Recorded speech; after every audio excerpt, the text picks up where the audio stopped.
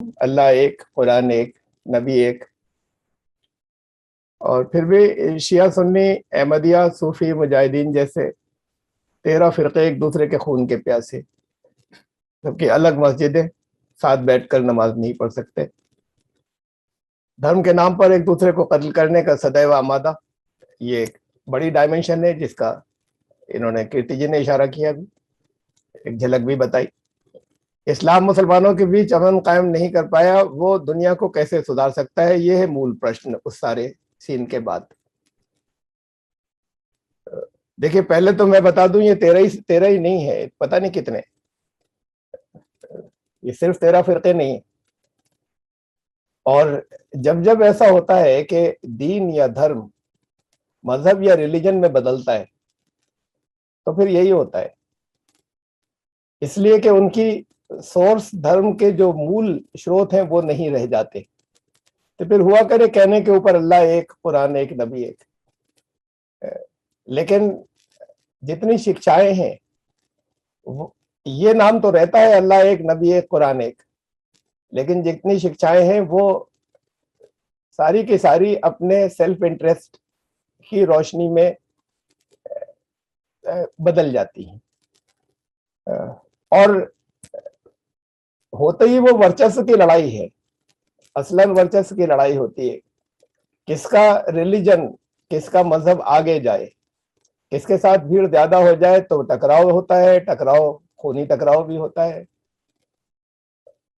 उस लेवल पर भी पहुंच जाता है जिसका अभी इन्होंने कहा, जैसे ईरान, इराक।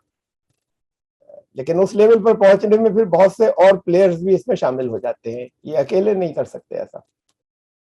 तो मैं मुख्तसर, बहुत शॉर्ट में ये इस सब के बारे में कुछ रखूंगा कि 13 की तो कोई लिमिट नहीं है, और ये सब जगह हुआ।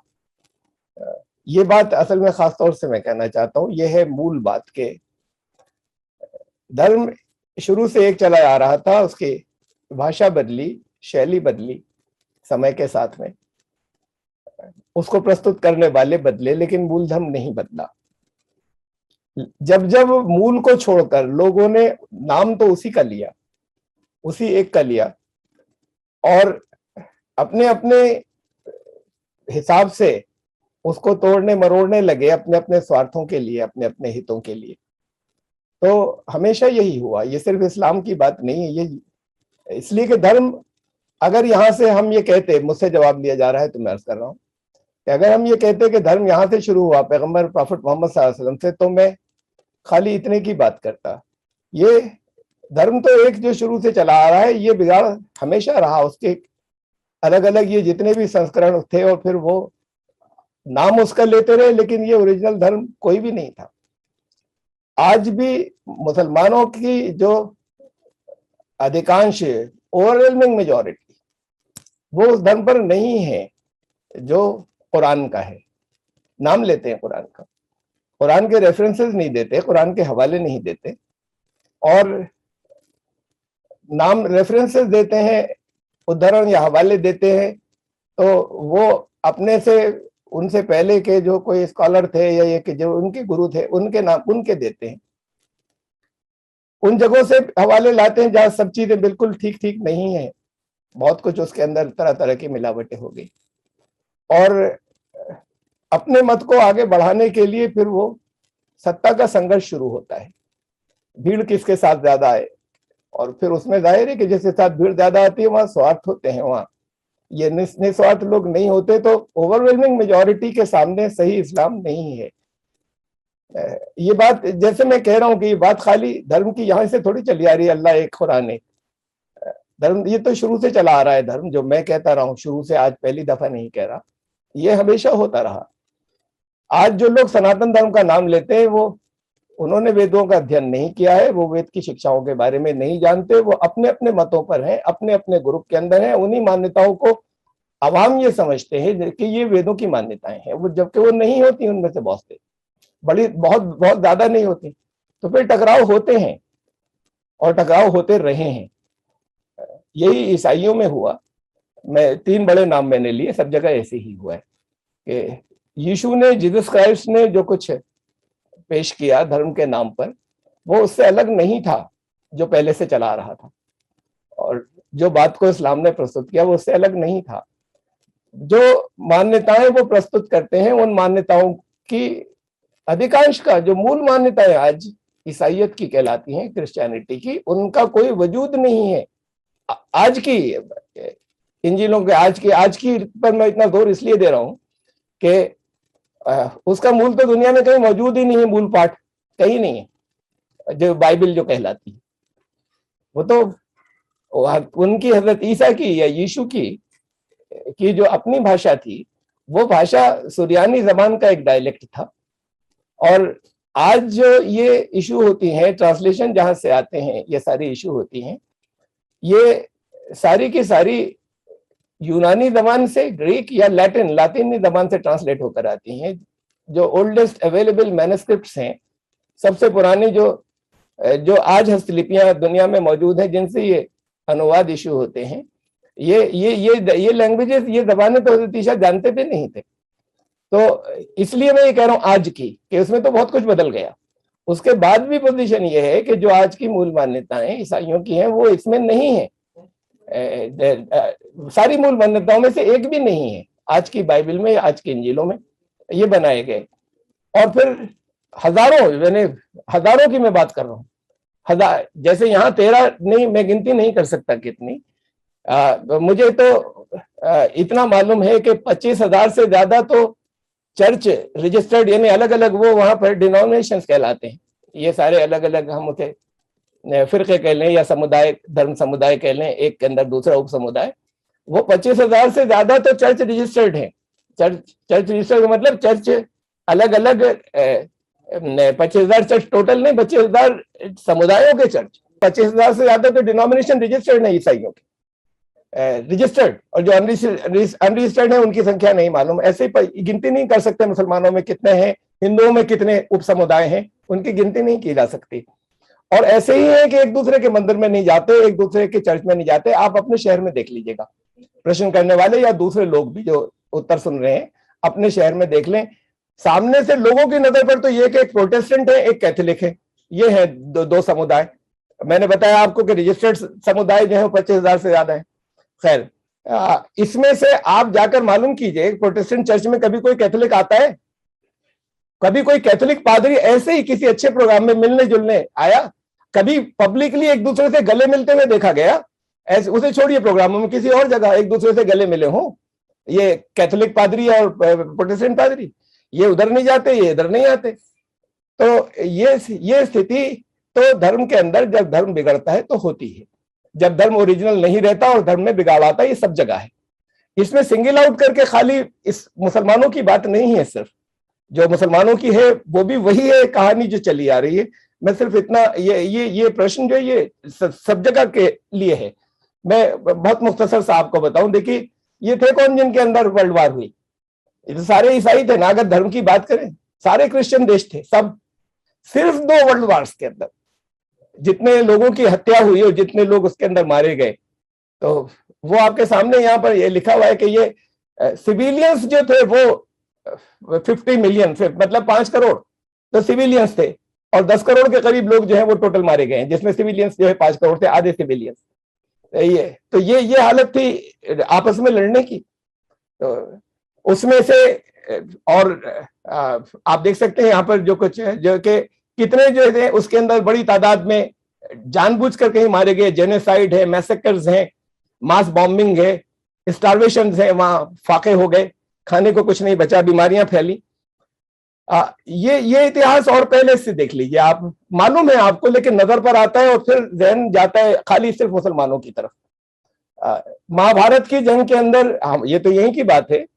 और खुद जो कुछ महाभारत में लिखा हुआ है वो ये है कि युधिष्ठिर ने धृतराष्ट्र से कहा कि जब को बताया कि कितने लोग इसके अंदर मारे गए, तो वो तो फिगर देते हैं, मालूम नहीं, तो यकीन भी नहीं आता, लेकिन बहरहाल महाभारत में लिखा हुआ है कि 1 अरब यानी 1.5 अरब से ज्यादा 1 अरब 66 लाख 1 अरब 66 करोड़ 20,000 लोग जो है उसके अंदर मरे।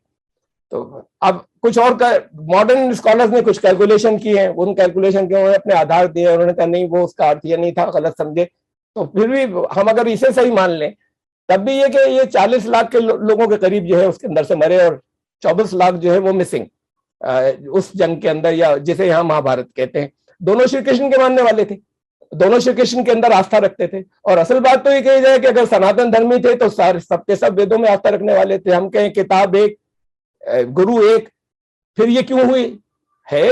सियासी जंग है, सत्ता की है, अपनी अपनी तरफ लाने की है, बिगाड़ तो आते हैं। मैं अभी की बात है, ये रीसेंट बात कि इसके ऊपर झगड़ा हुआ। साधु जो हैं वो शैव, और इनके अंदर तो बहुत पुराना इतिहास है वैष्णव और शैव में लड़ाइयों का, खूनी लड़ाइयों का। तो अभी अभी उसके अंदर कि भाई होती इसके ऊपर लड़ाई के स्नान पहले कौन करेगा। तो अब ये नाक की जंग है, ये सत्ता की जंग है, ये अपने आप को ऊंचा लाने की जंग है। तो नासिक के अंदर उसके अंदर ये था कि खाली फ्लैग होस्टिंग कौन करेगा। फिर उन्होंने शैवाइट्स ने अपनी फ्लैग होस्टिंग बात को की, ये तो वैष्णव ने शैवाइट्स मान गए थे। फिर 1790 की बात है, 1790 के अंदर ही इन दोनों की जंग हुई, वैष्णव और शैव्स की। वो शुरू तो उसी बात के ऊपर हुई थी कि पहले कौन डुबकी लगाएगा, डिप किसकी होगी पहले। और इतिहास में लिखा हुआ है, ये तो मॉडर्न हिस्ट्री है, इसको तो हम वो भी नहीं कह सकते कि भाई इसका क्या अर्थ होगा। 12,000 राउंड फिगर के अंदर जो है वो लोग उसके अंदर हताहत हुए, दोनों तरफ से मारे गए सिर्फ एक ही साल के अंदर। ये कॉन्फ्लिक्ट्स होती चली आती हैं। मेरी राय ये है कि जो चीजें आपने सुन रखी हैं उनसे कुछ अलग हटकर भी एक आध चीजें तो देख लीजिए। मैं एक किताब का रेफरेंस दे रहा हूँ, ये भी हिस्टोरियन है, डॉक्टर उपेंद्र सिंह है, लिविंग है, डिपार्टमेंट ऑफ दिल्ली यूनिवर्सिटी के अंदर प्रोफेसर हैं हिस्ट्री की। Wars, caste violence, violence against demon, cruelty towards animals, communal violence, terrorism, insurgency against the state और state instigation of violence and so on, ये सारी चीजें होती रही हैं, वो पूरे इतिहास के अंदर इन्होंने सारी जो है वो लिखी हैं। तो अब सिर्फ वन साइडेड व्यू लोगों को नजर आता है, इसलिए कि प्रोपेगेंडा बहुत हो गया है। तो यहां से मैं आऊंगा उन कीर्ति के सवाल के ऊपर कि जो कुछ इन्होंने कहा था, यानी उसको जरा एक्सपैंड कर दिया था इसके स्कोप को, और उस प्रश्न के या उस सवाल के, ये स्टेट्स हैं, ये आपस में लड़ रही हैं, खून खराबा हो रहा है। ये खून खराबे आपको, ये आपस में लड़ाई के हो, चाहे वो उसके हों, आतंकवाद के हों, दूसरे मुल्कों पे जाके हमला करना, वहां पर डिस्टर्ब करना, वहां टेररिज्म फैलाना या सपोर्ट करना, और चाहे आपस में लड़ते रहना हो खून खराबा, शिया सुन्नी, ये चीजें जो शुरू हुई ये 1980 से पहले नहीं थी। सही मानों में तो शुरू हुई, यानी टेररिज्म जो कुछ शुरू हुआ वो शुरू हुआ मुसलमानों में। टेररिज्म जो कुछ शुरू हुआ उससे पहले टेररिज्म का कोई अस्तित्व नहीं था मुसलमानों के अंदर। ये शुरू हुआ 1948 से। 1948 के अंदर उसे टेररिज्म कह सकते हैं कुछ लोग, वो लोग अपने आप को उसके स्वतंत्रता सेनानी मानते थे। इजराइल को बसाया गया वहां पर लाकर मिडिल ईस्ट के अंदर। इससे पहले यहूदी पूरी दुनिया के अंदर ज्यादातर यूरोप में रहते थे, और यूरोप में हर जगह, यानी जर्मनी में जो कुछ हुआ वो तो सब जानते हैं कि 60 लाख को कैसे कत्लेआम हुआ है। लेकिन उसके अलावा युगोस्लाविया में, चेकोस्लोवाकिया में, पोलैंड के अंदर, और सारे जितने यूरोपियन कंट्रीज हैं उनकी बड़ी दुर्दशा थी ईसाइयों के हाथों, और सब जगह उनको मारा जा रहा था। दूसरे दर्जे के शहरी थे, उनके साथ अत्याचार और जुल्म होते थे। जब ये 1948 के अंदर ये सुपर पावर्स ने, 4 मुल्कों ने, जो 4 बड़े थे, उन्होंने मिलकर तय किया कि इनके लिए एक होमलैंड कर दी जाए, अपने ऐसे निकालो। अपने ऐसे निकालने के लिए इन्होंने उनको हजारों साल पुरानी, कभी इजराइल में वाकई उनका होमलैंड था, और होमलैंड पर भी उन्होंने कब्जा किया था। हम ये कह लें भाई वो अपने आप को होमलैंड कहते हैं, सच्ची बात है, होमलैंड था उनका, काफी दिनों रहा, लेकिन उस होमलैंड पे भी उन्होंने कब्जा किया था। या इतिहास में ऐसे ही हुआ है कि कौमें एक जगह से दूसरी जगह जाती रही हैं। वहां पर मोसेस, हजरत मूसा के उसके अंदर वो लोग पहुंचे थे, और उसके बाद फिर उनके इंतकाल के बाद और फिर वहां पर इजराइल में जाकर बसे थे। तो उससे पहले यानी मूल निवासी वो भी नहीं हुए। फिर वो बहुत अरसे रहे, उसके बाद फिर वहां से निकले वो सारे क्रिश्चियंस थे जिन्होंने मारा और निकाला और जंगे की, वो सब क्रिश्चियंस थे। अब लंबी हिस्ट्री में उसमें नहीं जा रहा। तो बात यह कि इन लोगों ने निकालकर इनको उस जगह ले जाकर बाय फोर्स फिलिस्तीनियंस को निकालकर बसाया, एक स्टेट बसाई। तो अब वहां के लोग जाहिर बात है कि लड़ेंगे। वहां के लोगों ने वो भी किया, जैसे टेररिज्म उस तरफ भी गए, वो आबादी के ऊपर हमले करना, वो इजराइल गवर्नमेंट के खिलाफ, लेकिन वो दुनिया में किसी और तरफ नहीं फैले थे, वो कंसंट्रेटेड थे खाली अपनी आजादी के लिए कि हमें निकाला गया और मारा गया है, और उनके साथ वाकई ज्यादती हुई थी। दुनिया में कोई नहीं कह सकता कि ज्यादती नहीं हुई थी, उनको बाई फोर्स अपने यहाँ से निकालने की वजह से वहां बसाया था उन्होंने, कि हमारे यहाँ चारों तरफ मारे जाते हैं, और उस इलाके के अंदर अपनी सियासत लाने के लिए किया था सुपर पावर को। खैर, टेररिज्म मुसलमानों में वहां से स्टार्ट हुआ। उसके बाद जो कुछ स्टार्ट हुआ, सब जगह प्लेयर्स पीछे बैक में कोई और है। ये तो ठीक है कि ये आपस में लड़ते हैं शिया सुन्नी, यानी एक मस्जिदों में नमाज नहीं पढ़ सकते, तो एक मस्जिद एक दूसरे के उसके अंदर नहीं जा सकना, अलग अलग तरीके से पूजा करना, ये तो हो ही जाता है जब समुदाय बनते हैं, नहीं बनने चाहिए। ये जब जहां जहां बने गलत बने, चाहे ईसाइयों में, चाहे वो सनातन धर्म में, और चाहे मुसलमानों के अंदर। ये तब दूर होगा जब एक स्क्रिप्चर की तरफ जो मूल है उधर वापस लौटेंगे, और फिर वो सिद्धांत आएगा सनातन धर्मियों में, वेदो खिलो धर्म मूलम, के उसके खिलाफ जो कुछ होगा नहीं लिया जाएगा, चाहे वो जितना ज्यादा कोई महान ऋषि या गुरुओं से वो चला रहा हो, तो तब वो खत्म होगा, वरना खत्म नहीं होगा। वहां से शुरू हुआ, फिर उसके बाद दोबारा जो दूसरी भाई जिन्होंने दूसरे मुल्कों पे हमला करना शुरू किया है, सोवियत यूनियन ने अफगानिस्तान पे हमला किया, कोई दुनिया का कानून इजाजत नहीं देता, कोई कारण नहीं क्यों हमला किया, 10 साल वहां पर रहे अफगानिस्तान के अंदर, और कोई कारण नहीं था कि वहां पर वो हमला करें, तो उनके करने का कोई वो नहीं था।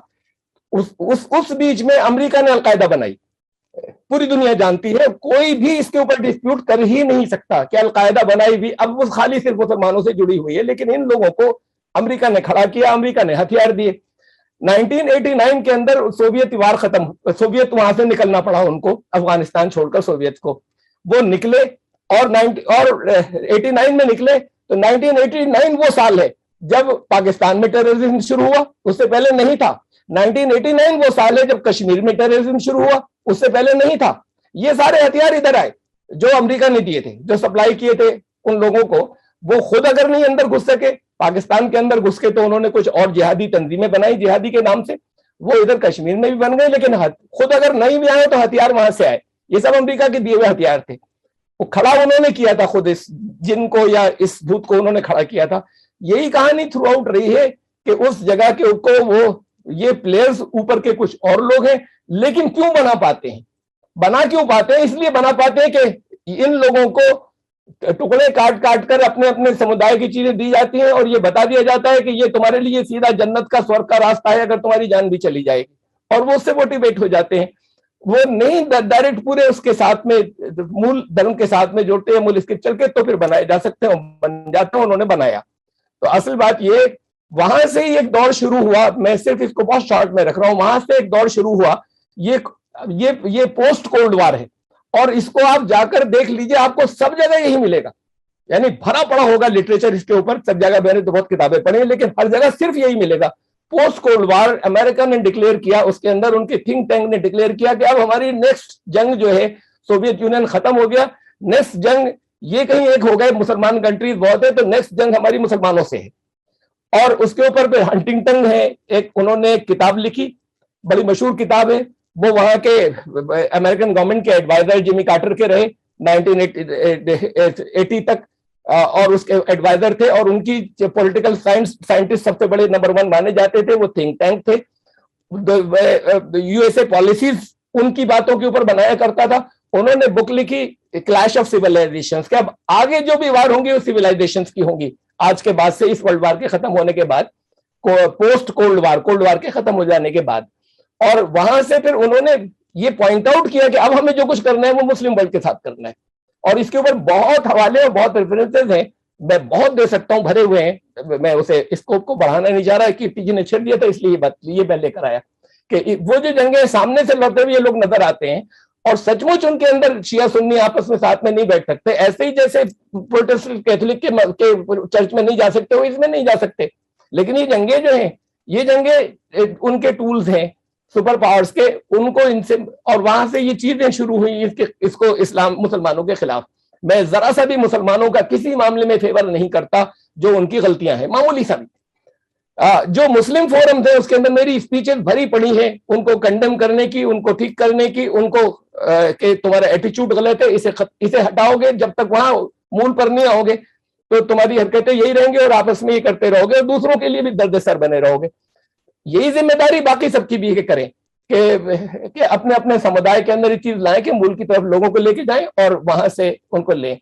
तो ये ओवरऑल कुल मिलाकर जो सवाल का फिर आखिर के अंदर जवाब कि जब मूल से हटते हैं तो यही होता है, उसके अंदर कोई सिंगल आउट किसी उसको नहीं कर सकते। बहरहाल आपने सिर्फ मुसलमानों को कहा है, मैं बता रहा हूं बिल्कुल मुसलमानों की गलती है, मुसलमानों और मेजॉरिटी की गलती है और उन्हें ठीक होना चाहिए। नहीं ठीक होंगे तो अब उनको जैसे इस वक्त वो निवाले बना रहे हैं और इस तरीके से आगे भी बनते रहेंगे, तो उनको ठीक होने की जरूरत है और अपनी इमेज सुधारने की जरूरत है।